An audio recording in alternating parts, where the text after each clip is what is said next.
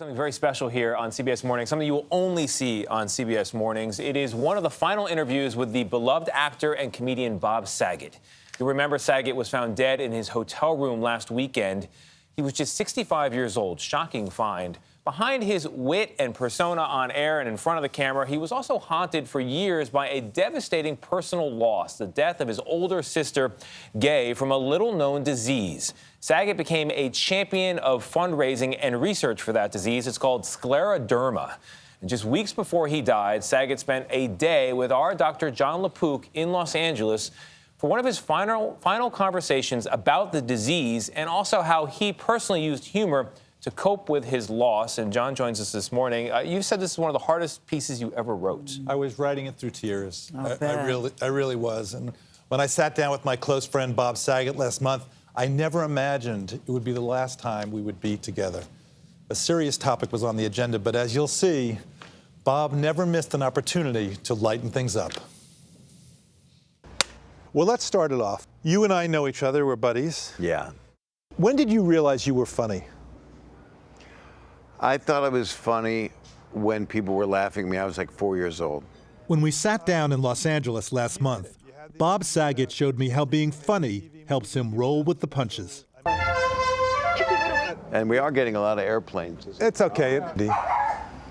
And this guy's having a new muffler put in. But we didn't meet just to have a few laughs. Bob wanted to share a personal story of loss that had affected him for almost 30 years. I had a sister who passed away from scleroderma. It was a 3 to 4 year process, and she was gone. And I couldn't bear it. His older sister, Gayle, seen here with her son, Adam, was only 47 years old when she died in 1994 from scleroderma. I can't get the images of the end of her life out of my head ever. What were some of her symptoms? She had a lot of fatigue. Her body, she said it felt like her skin was on fire. She went to regular medical doctors that said that it could be lupus, it could be mental illness, it could be Epstein-Barr. So it was sort of the litany They named everything except what it was. Scleroderma literally means hard skin. It's an autoimmune disease where excess collagen causes tissue to lose its elasticity. Symptoms include tightening of the skin, finger and toe pain, arthritis, muscle weakness, and trouble swallowing. It can also damage internal organs, especially the lungs. It can be a very terrible multi-system disease, but not in every patient. Dr. Fred Wigley is a professor of medicine at Johns Hopkins University who has studied scleroderma for 45 years. You see those dilated capillaries? Dr. Wigley is trained to detect the telltale signs of scleroderma. The drugs that we have now clearly work better when we see those patients at the very early onset, at time when things are just getting started. In the United States, an estimated 300,000 people have scleroderma. 80% are women, most commonly ages 30 to 50. For unclear reasons, the disease is often more severe in people who are Native American or Black. I could hardly lift my legs. They were heavy as I was going up the steps. My fingers were cold. My face started to swell up. Like Gayle Saget, Cheryl Adams-Williams, a dentist, saw multiple physicians before receiving the correct diagnosis. I couldn't hold the small dental instruments to do root canals. And my hands were swollen. They were inflamed. I couldn't bend them at all. After she started taking medication to suppress her immune system, her symptoms completely resolved. This is your sister? Yeah.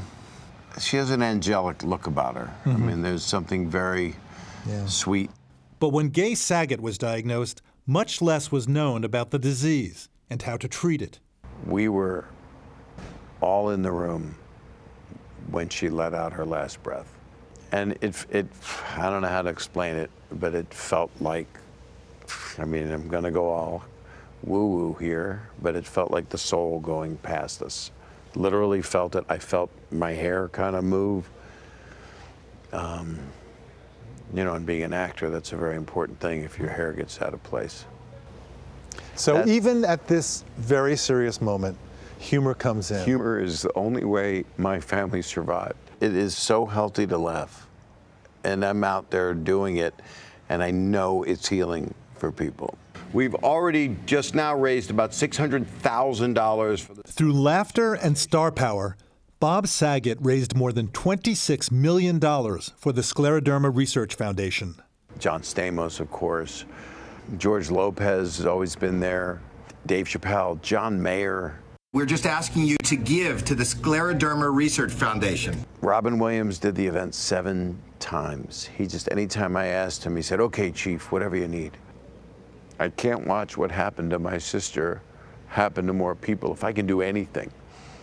And raising awareness is one of the things that gets you there. And for me, it's an homage to her and somehow telling her that her life had a real purpose. Her spirit clearly is here. It's in you, whether she's physically here or not. Let me be so bold as to say, I think your sister would be really proud of her kid brother. Thanks for saying that. I have a lot to live up to.